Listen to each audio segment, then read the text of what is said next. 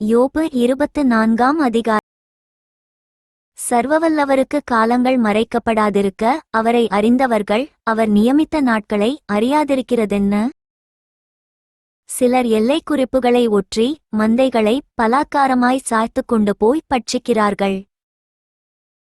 தாய் தகப்பன் இல்லாதவர்களின் கழுதையை ஓட்டிக்கொண்டு போய் விதவையின் மாட்டை ஈடாக எடுத்துக்கொள்ளுகிறார்கள். தேசத்தில் சிறுமைப்பட்டவர்கள் சுகமாய் ஒளித்துக் கொள்ளத்தக்கதாக எளிமையானவர்களை வழியை விட்டு விலக்குகிறார்கள். இதோ அவர்கள் காட்டுக்கழுதைகளைப் போல இரை தேட அதிகாலமே தங்கள் வேலைக்கு புறப்படுகிறார்கள்.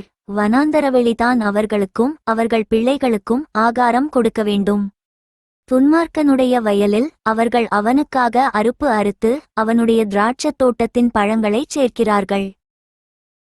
குளிரிலே போர்த்து கொள்ளுகிறதற்கு ஒன்றும் இல்லாததினால் வஸ்திரமில்லாமல் இராத்தங்கி மலைகளிலிருந்து வரும் மழைகளிலே நனைந்து ஒதுக்கிடமில்லாததினால் கண்மலையிலே ஒண்டிக்கொள்ளுகிறார்கள்.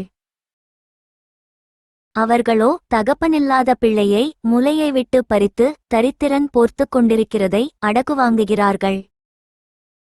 அவனை வஸ்திரமில்லாமல் நடக்கவும் பட்டினியாய் அரிக்கட்டுகளை சுமக்கவும் தங்கள் மதில்களுக்குள்ளே செக்காட்டவும் தாகத்தவனமாய் ஆலையாட்டவும் பண்ணுகிறார்கள்.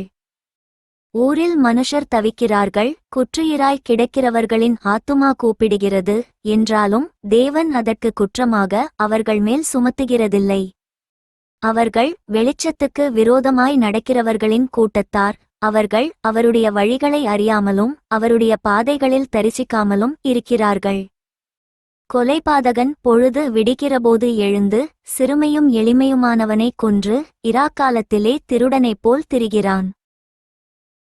விபச்சாரனுடைய கண் மாலைமயங்குகிற வேளைக்கு காத்திருந்து என்னை ஒரு கணம் காணமாட்டாதென்று முகத்தை மூடிக்கொள்ளுகிறான். அவர்கள் பகலில் அடையாளம் பார்த்த வீடுகளை இருட்டிலே கன்னமிடுகிறார்கள். அவர்கள் வெளிச்சத்தை அறியார்கள்.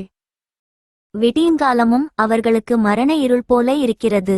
அப்படிப்பட்டவன் மரண இருளின் பயங்கரத்தோடு பழகியிருக்கிறான். நீரோட்டத்தைப் போல் தீவிரமாய் போவான். தேசத்தில் அவன் பங்கு சபிக்கப்பட்டு போகிறதினால் அவன் திராட்சத் தோட்டங்களின் வழியே இனி காண்பதில்லை. வறட்சியும் உஷ்ணமும் உறைந்த மழையை பட்சிக்கும். அப்படியே பாதாளமானது பாவிகளை பட்சிக்கும். அவனை பெற்ற கற்பம் அவனை மறக்கும். புழு திருப்திகரமாய் அவனைத் தின்னும். அவன் அப்புறம் நினைக்கப்படுவதில்லை. அக்கிரமமானது பட்டமரத்தைப் போல முறிந்து விழும்.